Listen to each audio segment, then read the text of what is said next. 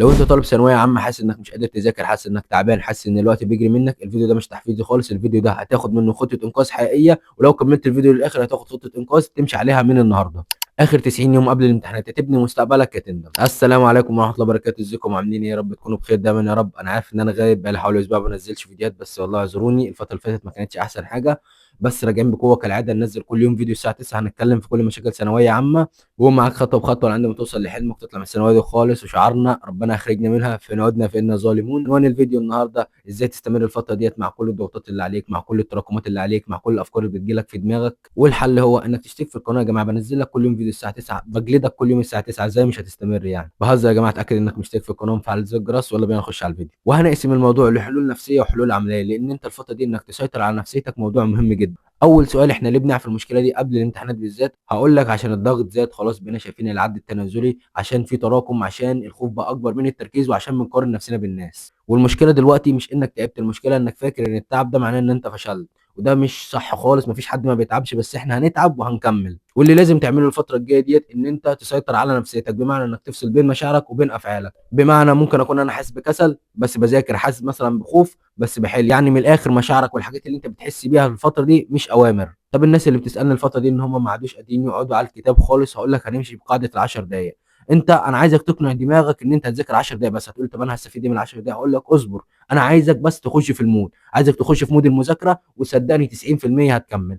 اصعب مرحله اللي هو مرحله البدايه، ان انت تقوم تذاكر، اللي هو اول 10 دقائق او ربع ساعه.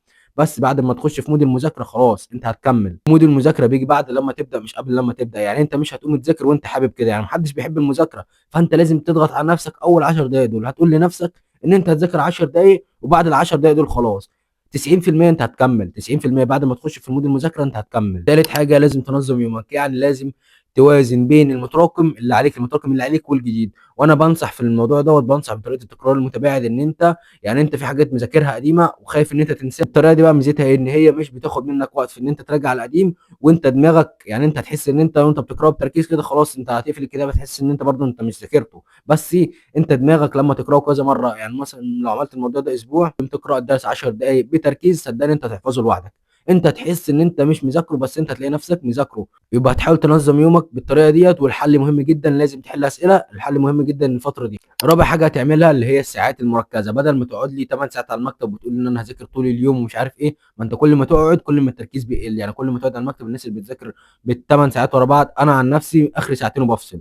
فانت هتعمل ايه؟ هتذاكر 50 دقيقه، تظبط التايمر على 50 دقيقه و10 دقائق راحه، وتكرر الموضوع ده 50 دقيقه تركيز، 50 دقيقه تركيز و10 دقائق راحه. يعني من الاخر ساعتين صافي تركيز احسن من 6 ساعات سرحان. الحاجه الخامسه، ازاي تتعامل مع الضغط والضيق اللي بيجيلك الفتره دي. بص، طبيعي جدا ان انت تحس بالضيق، طبيعي جدا ان انت تعيط، طبيعي جدا ان انت تحس انك تايه، بس اللي مش طبيعي انك تستسلم. يا جماعه مش طبيعي ان تقول هي كده كده خربانه، ما هي هتخرب، بس هتيجي على دماغك انت، وانت اللي هتندم. صدقني انت هتندم، وهتندم اكتر ان انت استسلمت في اخر 3 شهور. يعني انت تعبان السنه كلها وعملت كل دوت، في الاخر تيجي تستسلم في اخر كام شهر عشان بقى الافكار اللي بتجيلك او الضغط اللي انت حاسس بيه، او انت حاسس ان انت تعبت. يا جماعه لازم تحفز نفسك باي طريقه. انا عن نفسي انا كنت بجيب ورق واكتب فيه، اكتب فيه الكليه اللي انا عايزها والزقه على الحيطه، اكتب فيه اسمي، اكتب فيه الدكتور كذا والزق على الحيطه. حفز نفسك باي شكل، المهم ان انت تكمل. لازم تحفز نفسك باي شكل، الطريقه اللي انت تحبها. مثلا تنزل صور الكليه، تحط مثلا صوره الكليه اللي انت عايزها خلفيه الموبايل، تعمل اي حاجه. والناس اللي بيجي لها احساس ان هي مش بتنجز وان هي ماشيه بطيئه خالص، هتجيب كل يوم قبل ما تنام